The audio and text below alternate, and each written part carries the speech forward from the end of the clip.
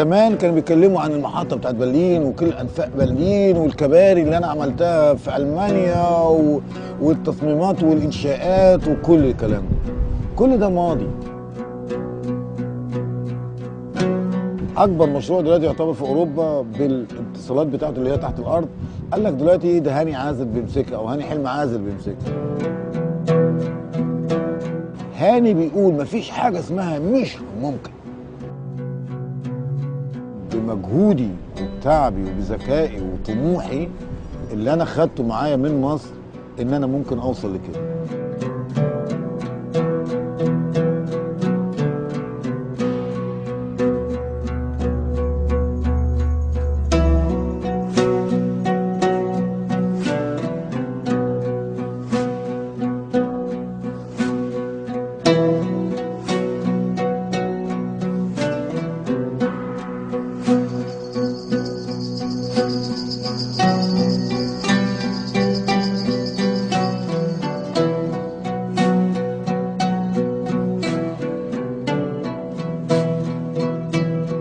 صحيح مصر لما احنا يعني لما الواحد بيقعد لوحده ويفكر زي ما دلوقتي مثلا قاعدين هنا ما عندكش الضغط بتاع الشغل اللي مخلصيه، تفكري انك انت رحت امتى الهرم وزرتي الهرم وقابلت مين، وهل هم فخورين بيكي كده زي ما الشعب هنا فخور بيكي، وهل ان احنا رفعنا صورة مصر اللي هي ادتها لنا وعلمتها لنا وكبرتنا بالصورة اللي هي عايزاها مننا.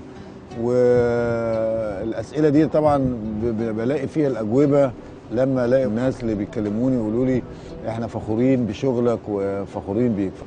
لكن حاجه تانية انا بقول ان انا بدي حاجه برضو لمصر اللي مصر ادتهاني وانا صغير ودرست فيها وزرعت فينا الدروس والكيمياء والميكانيكا والرياضه والحب كمان والقوه والاجتهاد اللي احنا خدناه منها. لما يجي وزير من المانيا يقابلك بحب وباحترام في وسط الناس، يعني بيجي عليك انت ويسالك، ده فخر ليا، مش ليا بس لمصر طبعا والاهلي والبابا والماما اللي هم ربوني طبعا وكبروني ووصلت المرحله دي كلها يعني.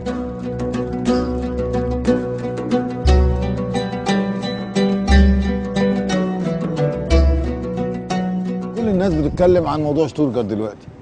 زمان كانوا بيتكلموا عن المحطة بتاعت برلين وكل أنفاق برلين والكباري اللي أنا عملتها في ألمانيا والتصميمات والإنشاءات وكل الكلام ده.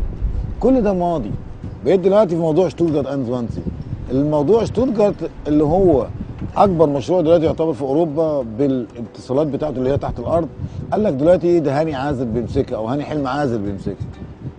ده مش ممكن انتوا تعتبروه كفخر، بالنسبه لي انه خطر ان الناس زمايلي او رؤسائي وثقوا فيا ان انا يحطوني في مكان زي كده، يعني واثقين ان انا هخلصه في الوقت بتاعته في الميزانيه بتاعته. فديت بتخليك عليكي طبعا ان الضغط بتاعنا. احنا كمان ناس متربيين على الامانه، يعني ايه لما رئيسي يقول لي انا مؤتمن انك انت هتعمل كذا ووثق فيك، فاحنا بنخلي الثقه دي بتبقى عاليه قوي، بنقول لها دي حاجه مهمه، فبنسيب كل حاجه علشان نثبت له ان احنا ما سوقناش العلاقه بتاعت الثقه بتاعته. مش الموضوع شتوتجارت عباره عن المحطه اللي موجوده هناك اللي هي المحطه الاساسيه زي محطه مصر.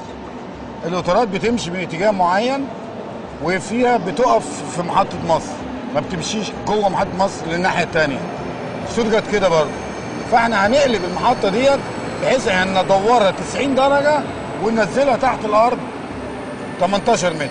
الخطوط اللي من هنا من الشرق للغرب بتطلع على بولندا وبتطلع على هولندا.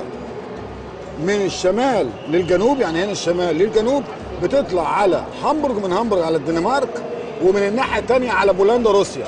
ومن الجنوب بتطلع على ايرفورت دريسدن وعلى روم. لذلك ان هو هنا التقاطع الرئيسي بتاع اوروبا هنا.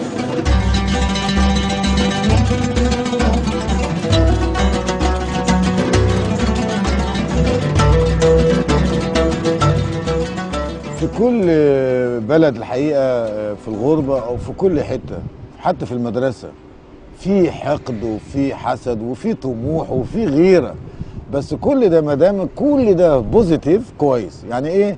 لما كنا في مصر نقول ايه ده زميلي خد 100 نقطه وانا خدت 90، فكان في غيره ان انا الامتحان اللي بعده اخد ايه 110 عشان هو ياخد 100. بس لو كانت وصلت الغيره ديت انها حقد وحسد وبتاع فاصبحت انها وحشه. انا من كرمز لكل التلاميذ والطلبه اللي بيدرسوا في الجامعه في الثانويه العامه ان انا بقول بمجهودي وبتعبي وبذكائي وطموحي اللي انا خدته معايا من مصر ان انا ممكن اوصل لكده.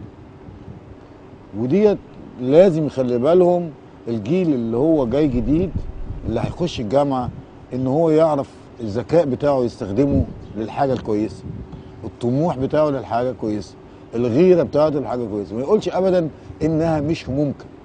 في هنا كان دايما يكتبوها ايه، هاني بيقول مفيش حاجه اسمها مش ممكن.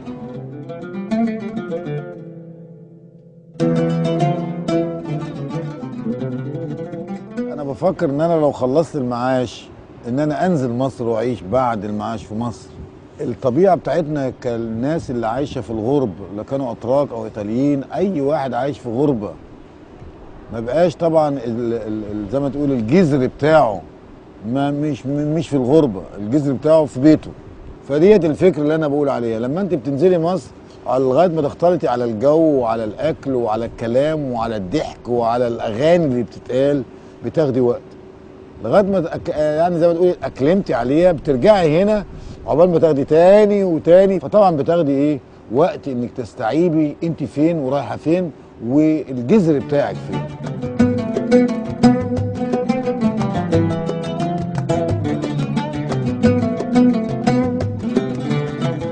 مصر عندها طبعا المهندسين اللي هناك عندهم مشاكلهم، مشاكل التربه، عندهم مشاكل مشاعرهم، المشاكل الماليه بتاعت المشروع.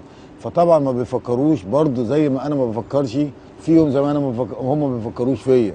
لكن لما الواحد بيلاقي مقاله بتتكتب عن مصر عن موضوع الانفاق او بتجي من ناحيه الصحف العلميه، طبعا بفكر بقول لو انا نزلت ممكن اغير اعمل ايه. بس مش على اني مدرس واحسن منهم، لا لا لا لا، ده هم احسن مني وهم اقوى مني وهم ظروفهم احسن مني هناك، غير ان انا ما ببص من هنا. لكن انا بفكر اقول يا ربي لو هو جه ممكن يعمل اللي انا بعمله هنا، لو انا رحت هناك بعمل زي ما هو بيعمل. واللي انتوا بنيتوه لغايه دلوقتي من الاهرامات لغايه المترو لازم الواحد يشكر فيه طبعا ان كنتوا عملتوا، او الكباري اللي انا بشوفها، كل ده بالرغم ان المكان مش موجود، البيئه مش موجوده، الحراره، كل ده طبعا عوامل صعبه مش زي عندنا هنا، سهله اسهل من مصر.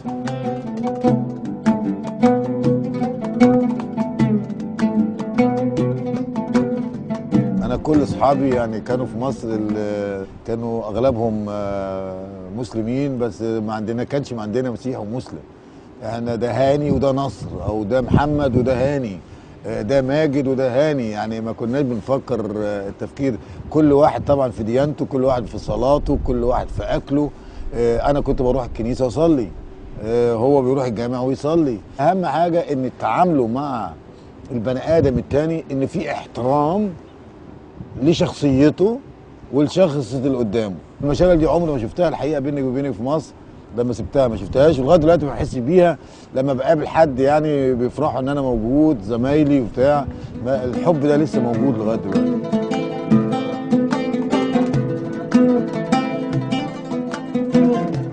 ده اللي انت شايفاه ده عباره عن 87 متر اللي هو فوق الازاز ده كوبري كده، ده عباره عن 5 ادوار، والخمس ادوار دول عملناهم بناهم افقي راسي، وبعد ما بناه خلصناه خالص بالارض بتاعته كله، قلبناها بحيث ان ايه ما فاضلش غير الكهرباء بس، من غير معطل السكه الحديد اللي هي من ايه الشرق للايه للغرب. ما هو شغال السكه الحديد عادي خالص، والسكه الحديد بتاخد التذاكر بتاعتها والناس بتروح مواصلاتها.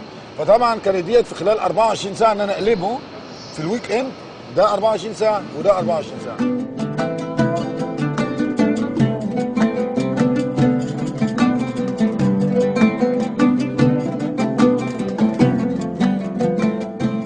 حسيت دايما ان انا زي ما تقولي ان انا مهندس عادي بشتغل، ولازم اديهم الصوره ديت لاولادي ولمصر ان دايما مناخيري ما تبقاش في السماء. احنا ميزتنا حاجه واحده، ان احنا شعب طيب ومش شعب مغرور.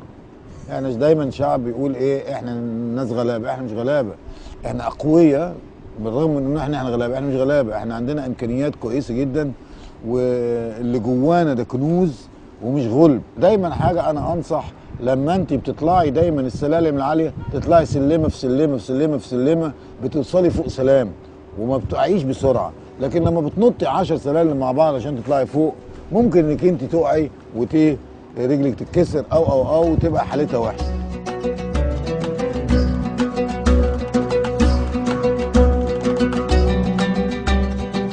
مصر فيها حاجات كويسه جدا جدا جدا. ناقصها ايه بقى؟ لو احنا زودنا عنصر النظافه، بدل ما يبقى مثلا 70% نوصله مثلا 90%. النظام في المرور، النظام ان انا لما بعدي الشارع اقول لابني الصغير انا ما اعديش الشارع غير لما الراجل اللي هو بالاخضر ده عشان اعدي، يبقى ما يجرالكش حادثه. ان انا بدل ما ارمي الزباله من الشارع احطها في الزباله بتاعه الصندوق اللي موجوده. لو وقفت في طوابير لازم اقف برضه بنظام. اهم حاجه انك انت دايما تقولي ايه هو الهدف وازاي اوصل له. دي اول حاجه. تاني حاجه، ازاي اوصل له بسرعه. احنا كناس مهندسين يقول ايه، لو عندي نقطه هنا ونقطه هنا، اسرع اقصر مسافه توصلني بيها ايه؟ اللي هو المستقيم.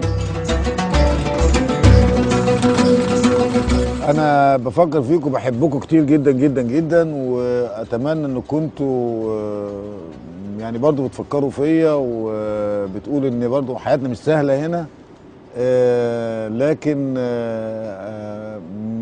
الامكانيات اللي عندنا موجوده، والذكاء بتاعنا موجود، واستخدموه في الحاجات الكويسه.